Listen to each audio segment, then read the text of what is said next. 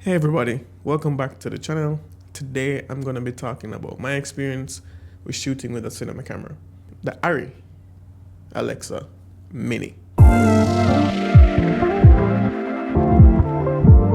As I mentioned, today I'm going to be talking about my experience with shooting with the Arri Alexa Mini and basically the pros and cons of shooting with a cinema camera, a traditional cinema camera, not like a mirrorless converted to a cinema camera.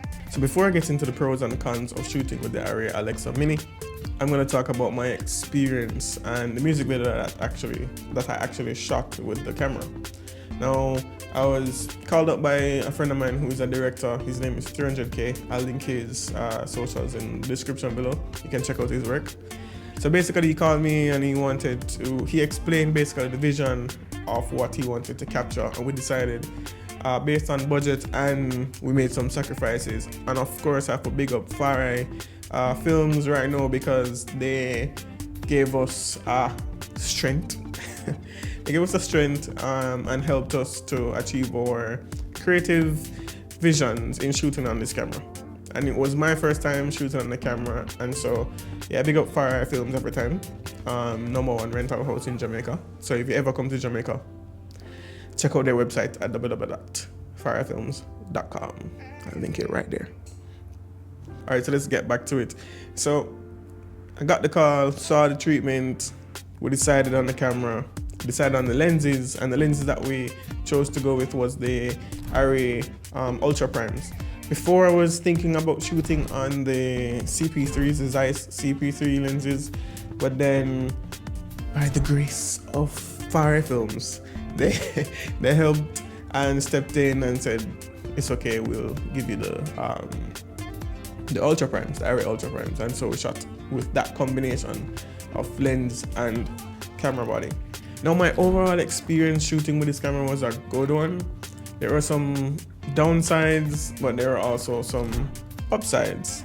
And that's where the pros and the cons come in, and then I'll explain the pros and cons and basically talk about my experience and how this was a pro and this was a con. And generally what I think shooting with cinema cameras, the experience and the trade-offs that come with shooting with a traditional cinema camera. So let me just get my notes and then we'll talk about the pros and the cons of shooting on a traditional cinema camera like the Arri Alexa Mini. One of the first pros that I have here obviously is going to be image quality, right? The Arri Alexa image quality is just amazing. Obviously nowadays in 2024, every camera that you pick up for the most part is gonna give you a good image, and image quality is subjective to the viewer. But the Arri Alexa and Arri generally, their image quality across all their cameras are extremely good. They have one of the best, if not the best, color science in any camera.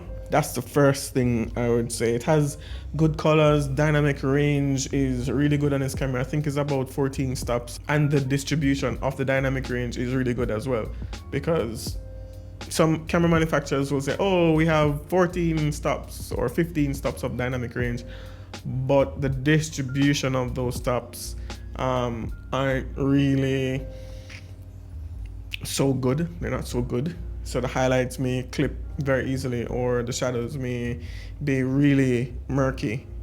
And so be careful of camera manufacturers and dynamic range. How they boast about their dynamic range. To me, the grain on the camera, the grain on the Arri Alexa cameras just look, it's different from the noise pattern that I see on the sensor. It's a little bit more appealing.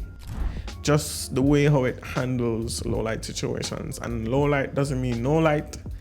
What I mean is the grain in the shadow areas or the grain on the image overall and the shadow areas is very pleasing. Some people will say that it's more like film. It's reminiscent of how film would behave. I've never shot on film, so I can't relate. But I can definitely say that the grain pattern in the image is not as bad, nowhere close to what the grain pattern would be on, let's say, a Blackmagic Pocket 6K, which is the camera that I use on most of my productions. The second pro that I would say is marketing opportunities. Now, as a cinematographer, coming up in the industry, trying to become, like an industry leader or really good at cinematography and be booked for, jobs like series, top high-end commercials, and so on. Using cinema cameras like Red and trusted brands like Arri is a good way how to market yourself. Obviously, the first thing you want to market is your actual skills, but people will be confident in you knowing that you have used these cameras time and time again in your own projects, because these cameras are the industry standard and leaders in what most productions are using alongside another camera like the Sony Venice. And so using these cameras in your own film productions or commercials is a good marketing tool, whether it's through your website, your Instagram, behind the scenes pictures, and so on, that people can get an idea of your work and the tools that you use to work with, because the tools are just as important as the work, in my opinion, or your portfolio. The third pro that I have here is reliability. Now, I've had issues with my own Pocket 6K before. It's actually overheated on a set before. I don't know if it was overheated. I don't know if it overheated for sure, but it just shut off one time. Like, I don't know what happened, but it just completely shut off, and then we stalled for a little bit and then it turned on back magically with a prayer. But I've never really heard anybody complain about the Arri Alexa's reliability on set, whether it's being used in the middle of the desert or in the middle of winter. It's a reliable camera and you can count on it to operate and function how it's supposed to function. And so that is one of the pros that I like about using a camera like the Arri Alexa. So we've talked about the pros. Now let's talk about the cons. The first con that I have here is the size. The size of the camera can impact things like camera movement and camera placement. What am I talking about? Camera movement. How you move the camera, you have to consider how you're going to execute shots. For instance, using a camera that is going to be this size, when it's fully rigged with batteries, transmitters, wireless transmitters like a Teradek, and monitors, EVF, and other accessories, you can't just put it on a gimbal per se, not a Ronin, or like not like a Ronin S or like a mirrorless camera on a Ronin, and you go about your business. You have to, in pre-production now, think about, how am I going to move this camera? Is it that majority of my shots need to be longer takes and fluid, and it's going to be more of gimbal floating shots? Do I need to put it on a dolly? Do I need to put it on a crane? These are different things that you will be considering in using this camera, whenever you use this camera. Or it just may be that you're going to be doing a lot of handheld shots. Now, if you're going to be doing a lot of handheld shots, the size means it's going to be heavy, and it is definitely heavy.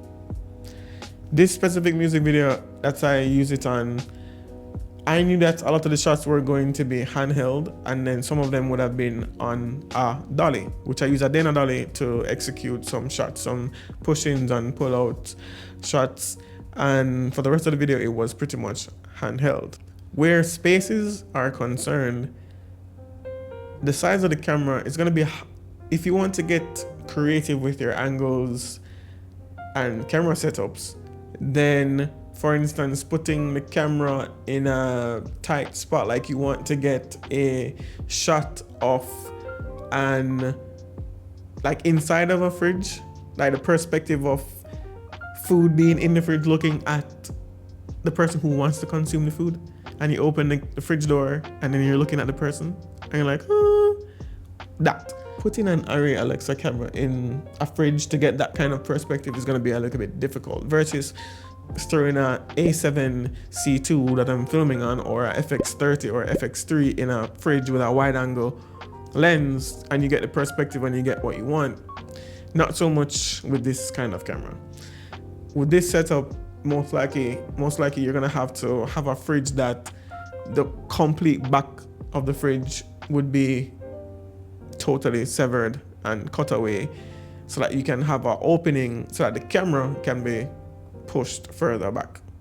And we've seen this in many behind the scenes clips of films and movies, how they achieve certain kind of shots, whether it's from inside a wall or a bookshelf or whatever. And these are the type of things that they have to do to get that kind of perspective with these kinds of cameras and the setups. Another way is, let's say, like a bird's eye view. If you want to rig the camera overhead to get a top-down shot of a table, that's going to take a lot of rigging with speed rails and so on. And so putting the camera in that position in itself is going to be difficult versus, again, putting a Sony FX3 on a C-stand and that's it. You have your top-down shot.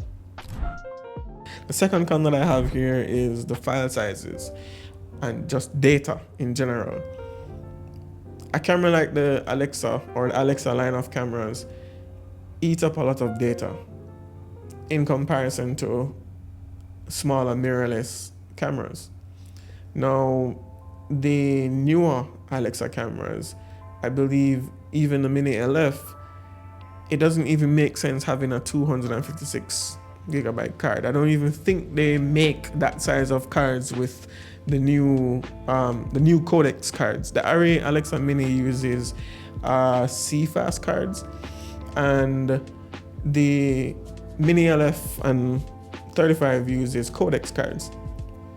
And so I think the minimum that you can get on a codex card is about a terabyte.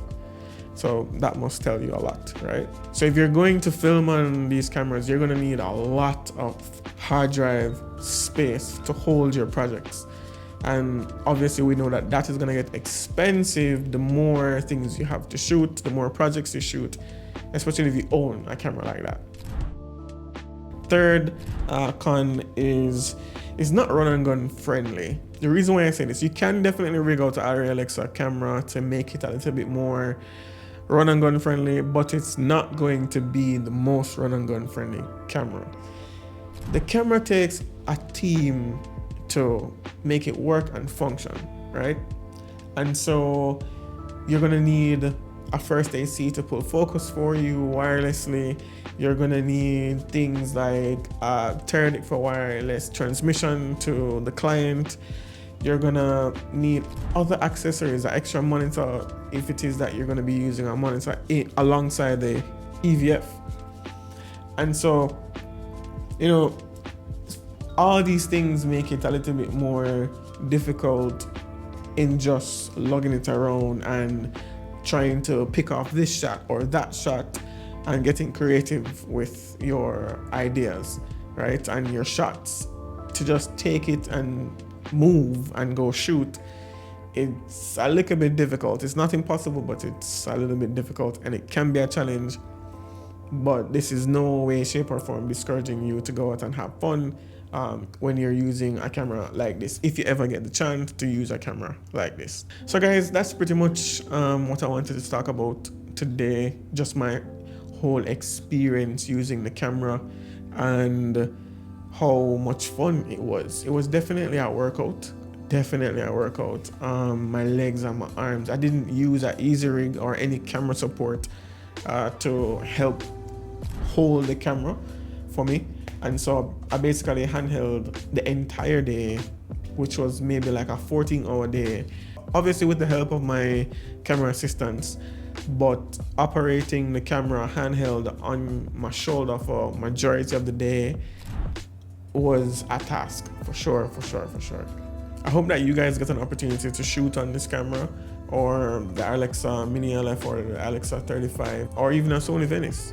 these cameras are definitely a whole experience, and I wish this for anybody who wants to elevate their filmmaking skills and go to that level. If you have the opportunity to rent the camera for a day, try and rent it, go shoot something with a friend or a couple of friends and explore and, you know, expand your creativity. That's gonna be it for today, guys, and I hope you enjoyed watching this video as much as I enjoyed creating it and sharing my experience in shooting with a cinema camera like the Arri Alexa. See you guys in the next video. Peace.